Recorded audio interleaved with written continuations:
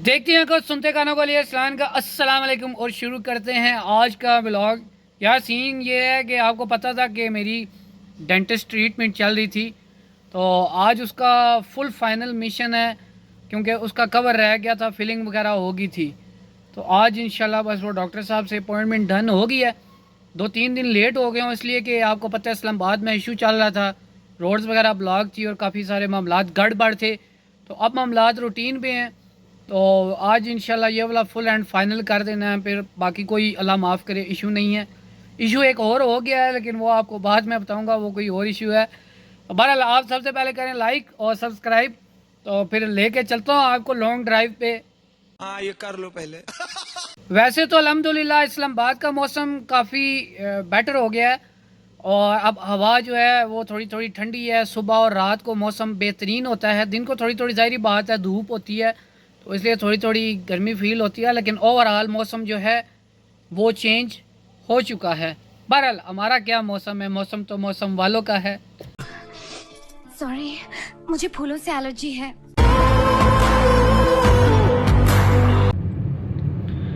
लो जी, फिर मैं गुलबर्ग ग्रीन में पहुंच गया हूँ और यहाँ पे सब कुछ ग्रीन ग्रीन होता है और माहौल ही बदल जाता है। सीन ये है कि यार मेरा ना दिल कर रहा है मैं गज़ल सुनूँ कोई अच्छी सी। क्या करें यार, जब गज़ल सुनो तो फिर ज़रा ओल्ड वाइब्स आना शुरू हो जाती हैं।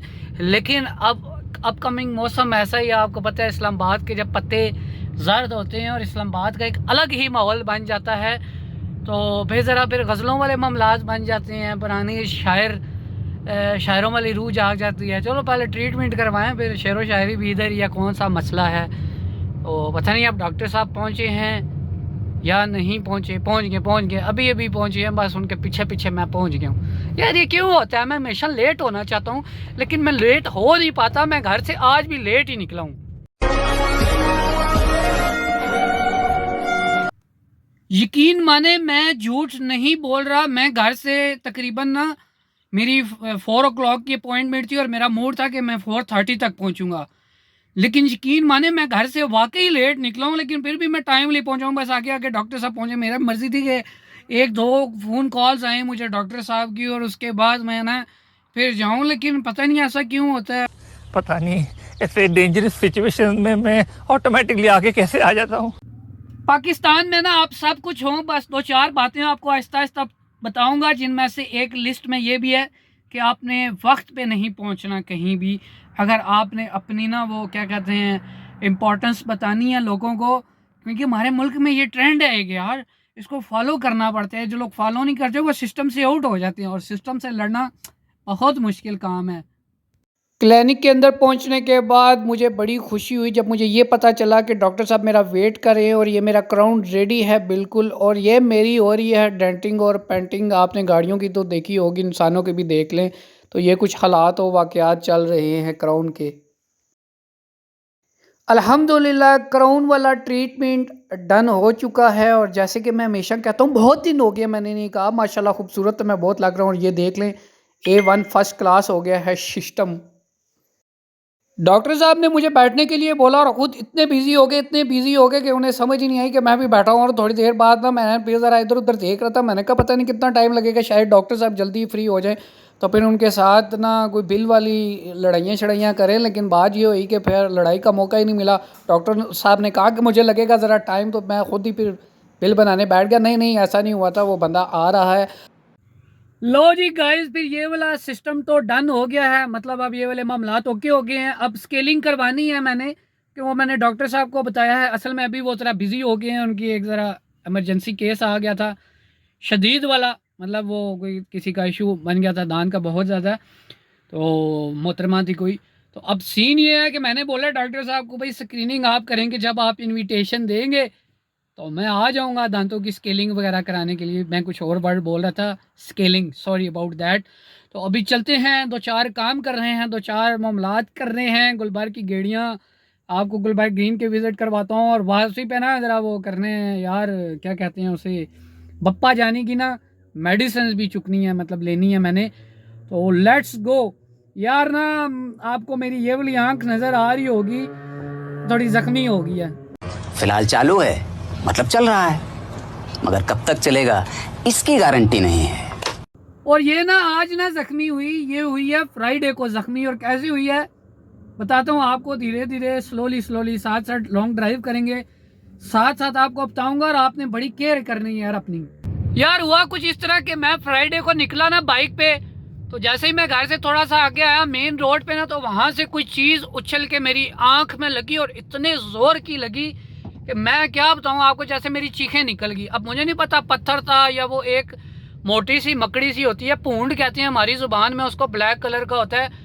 हाँ इंग्लिश में शायद बीटल कहते हैं उसको, लेकिन उसकी 2-3 किस्म होती हैं। बहुत मोटा था।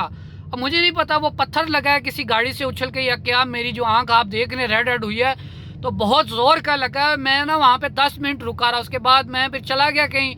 वापस आया तो मतलब हालात वा क्या था आपको पता है, ऐसे थे सैटरडे संडे रोड्स वगैरह ब्लॉक थी। तो मैं कहीं डॉक्टर को चेक भी नहीं करा सका उस दिन, तो हल्की हल्की रेड थी। मैंने कहा चलो ठीक है। तो अब मुझे ना परसों भी मैं बिज़ी था, तो कल शाम से मुझे अब तक ना बहुत शदीद पेन हो रहा है इसमें। तो अब सुबह ना मैं किसी से टाइम लेके आई स्पेशलिस्ट को चेक करवाऊंगा कि यार सीन क्या। अब ये होता है कि कभी कभी आप एक पंगे से निकलते हैं तो दूसरा पंगा आगे रेडी होता है। तो अब कुल मिला के बात कुछ इस तरह की है कि मुझे डाउट है शायद थोड़ा सा मेरे विजन में असर पड़ गया है, और ना ये बाद में कहीं नुकसान ना दे। चोट इतनी शदीद थी, मैंने जो फील किया था मैं आपको बता नहीं सकता था। पेन अब मुझे होना थोड़ा थोड़ा शुरू है, तो डॉक्टर को चेक करा के तसल्ली कर लेंगे। तो आपको ये बताना है, बाइक पे आप बेशक 5 मिनट के लिए जाएं, 10 मिनट के लिए जाएं। आप दिन को हैं तो ब्लैक ग्लासेस सन ग्लासेस जो हैं वो यूज़ करें। रात को वाइट आप ले लें जो 0.5 की होती हैं वो। लेकिन ना मेरे लिए लाइफ लेसन होगी ये बात कि बाइक पे बगैर ग्लासेस के नहीं बैठना। यकीन माने कि मुझे तो लगा था अल्लाह माफ़ करे जैसे ना मेरी आंख को पता नहीं क्या हो गया। हकीकत बता रहा हूँ आपको, मैं उस टाइम बहुत डर गया था। अब लौट चले, शामा पै गई ने। यार मैं आपको एक बात बताऊं, व्लॉग में ना मैं अपनी रूटीन कवर कर रहा हूं। मुझे कोई फ़ायदा नहीं हुआ व्लॉग बनाने का। डॉक्टर साहब के पास कक डिस्काउंट नहीं दिया उन्होंने मुझे व्लॉग बनाने का। ये ना हो आपके माइंड में कुछ ऐसी चीज़ आए, मतलब ये है कि अच्छा इलाज होना चाहिए, तो डिस्काउंट के चक्कर में ना बंदे को ज़्यादा नहीं पढ़ना चाहिए और बाद में पढ़ना चाहिए पहले सारे मामलात ना यस करवा के। तो ये भी एक लाइफ लेसन है आपके लिए, पहले पूरे मामलात यस कराओ फिर डिस्काउंट करवाओ। तो बहरहाल मैं मुझे कोई ऐसा फ़ायदा नहीं हुआ, मैं आपको क्लियर कर दूं। तो बाकी ये है कि यार ये गुलबर्ग के ना अपना ये शशका है, उधर से बादल भी आ रहे हैं, हो सकता है कि बदलो बदली हो जाए। मैं नहीं मानता। गुलबर्ग में ना ये सारा फ्रंट पे कमर्शियल है और बैक पे सारे फार्म हाउसेज हैं। अब लोग खर्चे करते हैं यार कि हम फार्म अपना यस करके बनाएं, ताकि जो देखेगा वो कहेगा वाह वाह बल्ले बल्ले शाबा शाबा। हो सकता है फ्यूचर में कभी मैं भी यहाँ पे आके रह रहा हूँ। लेकिन एक बात आपको बता दूँ, ना तो यहाँ पे पर्दा है मतलब फार्म में। अब ये ऊंची ऊंची बिल्डिंग आपको नज़र आ रही हैं, इस पे फ्लैट हैं, फ्लैट में विंडोज़ हैं। तो पीछे जितने सारे एरिए हैं उनमें सारे फार्म हाउसेस बनेंगे। एक तो फ्रंट पे सारी बड़ी बड़ी बिल्डिंग है, कमर्शियल है, फार्म पीछे नज़र ही नहीं आते।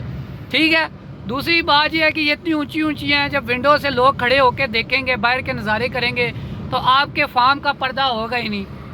अब ऐसे पर्दों वाले हालात तो नहीं रहे, 2024 चल रहा है। तो बहरहाल ये है कि आपके घर की मतलब वो प्राइवेसी उस तरह नहीं होगी जिस तरह लॉन में आप घूमे फिरेंगे, कोई भी ताड़ा तुड़ी कर सकता है। मैंने ये फील किया है और मुझे आगे का नहीं पता। ये सब क्या देखना पड़ रहा है। अच्छा है